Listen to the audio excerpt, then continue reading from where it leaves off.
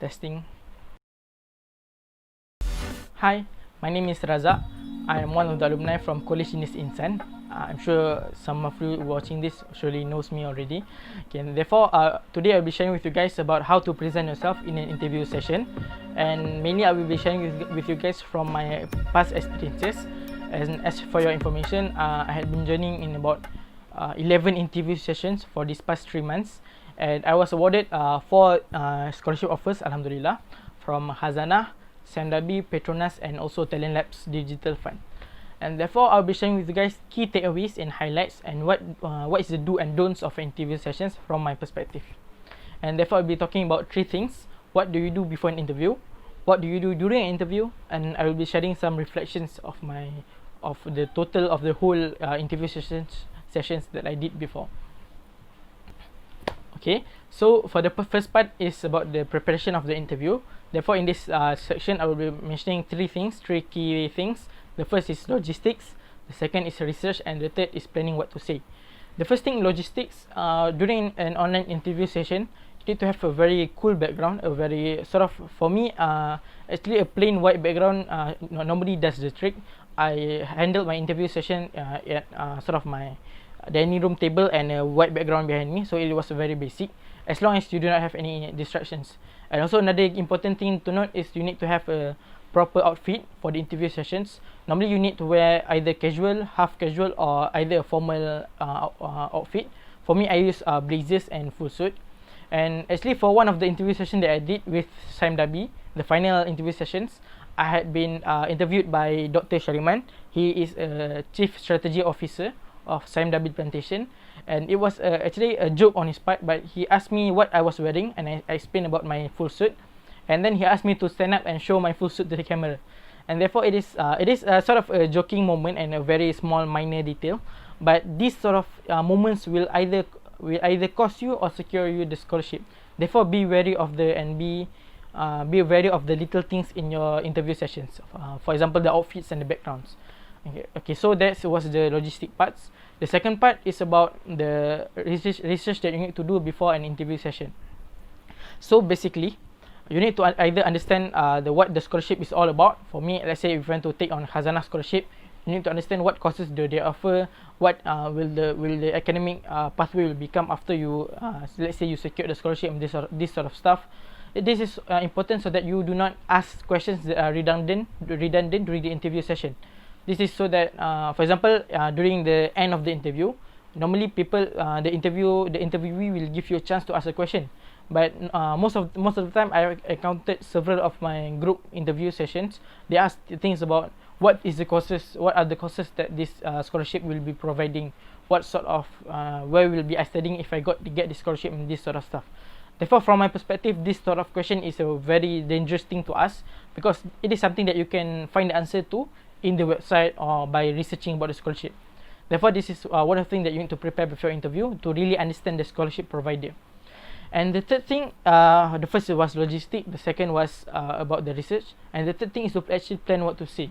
And a very cool very cool tips of mine is that before you go into the interview sessions, you need to sort of refresh up on your achievements, and you need to, let's say you need to read your curriculum vitae, your CV or your resume, and you need to read through your list of achievements, your past events that you have handled. Maybe you handled sort of like for me, I handled Heritage Run, I handled the MKP program and this sort of stuff. So you need to refreshen up your memories, because it will really help you during the interview sessions. I will explain this in detail more after this. Therefore, that is the sort of thing that you need to prepare before an interview. Okay.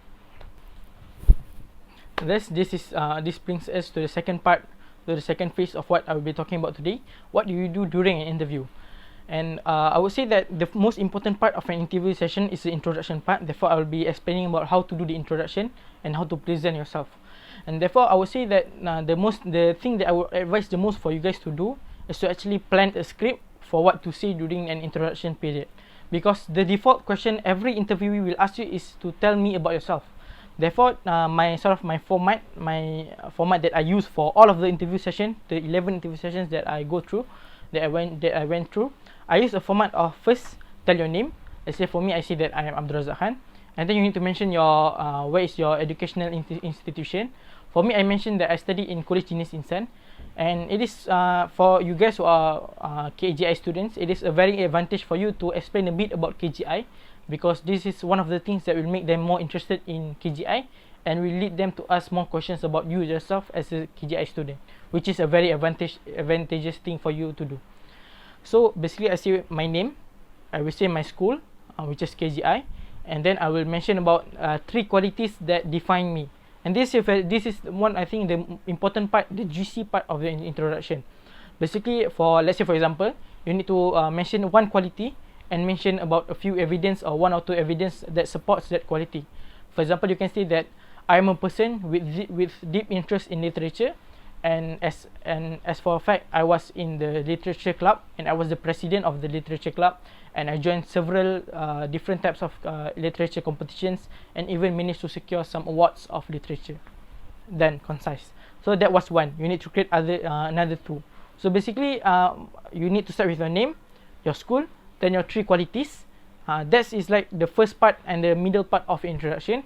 And then for the last part, you need to mention your objective for the interview session that day. For example, for me, I would say that I am looking forward to pursue my undergraduate studies in the United States by majoring in mathematics and computer science, and therefore I am looking forward to secure a scholarship award from Yayasan Khazanah. Done. Thank you. So basically, that's it. That's the introduction that you need to do. You need to have your name, your college, your 3 qualities, and your objective of the day, of the objective or your future objective. And that's it for the introduction part. And the second part of the interview is the questions. So basically, there are several types of questions that they will ask you during the interview. One of the most recurring question that I was asked is I would name the event-related questions. This event-related questions is question that normally sounds like, describe an event in your life that you need to manage stress. Describe an event in your life that you was a team leader and you need to manage your team. Describe an event in your life that you need to sacrifice one thing to get another goal in your life. And therefore, these kind of questions will need you to think about your past and try to tell them to the panel of interview like a story and have a conclusion at the end. And therefore, this is very important. As I said before, you need to freshen up your memories on the past events that you joined or any activities that you done before during your time in college or even during your childhood. Therefore, this will really help you in answering this type of event-related questions.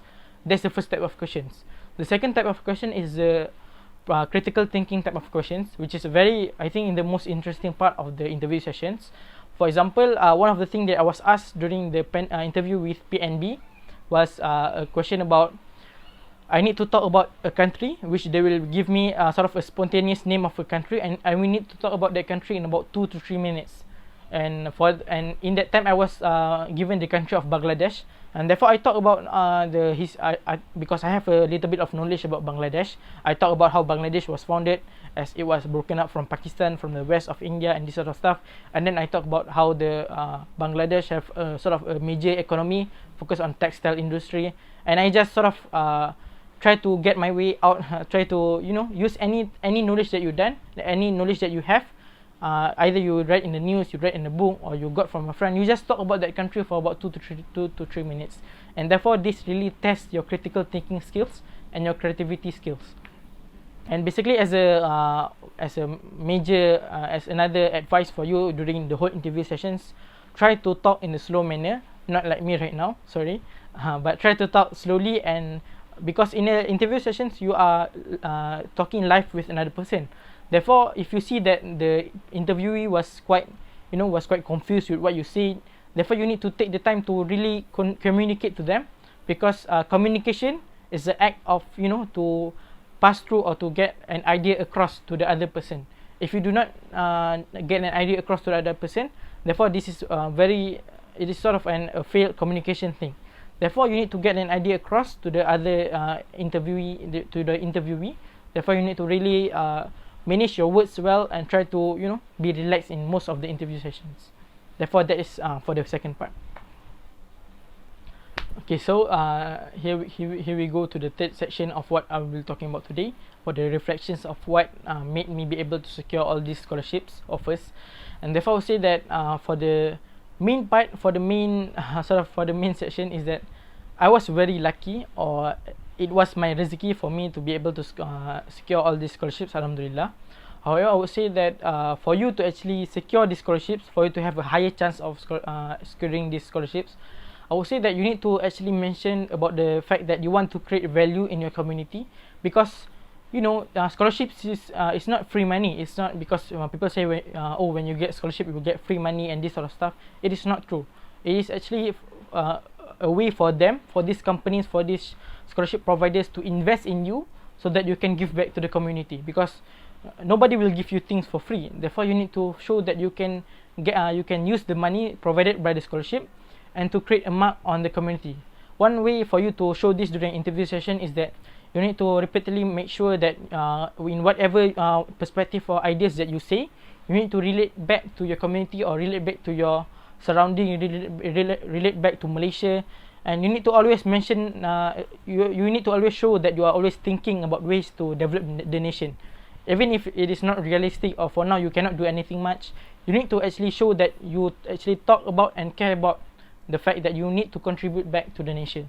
Therefore, I would say that that is one of the most important thing for you to consider, so that you will have a sort of a higher chance of securing scholarships offers. There's just nothing much more for me to share with you guys. Therefore, I would say for you guys who are studying for your SPM examination, good luck in your studies, and try your best to excel in your studies and do your best for your future. Therefore, if you have any more questions that you want to ask or anything that you want to say to me, you can always reach me at my socials. And I think that's all from me. Thank you.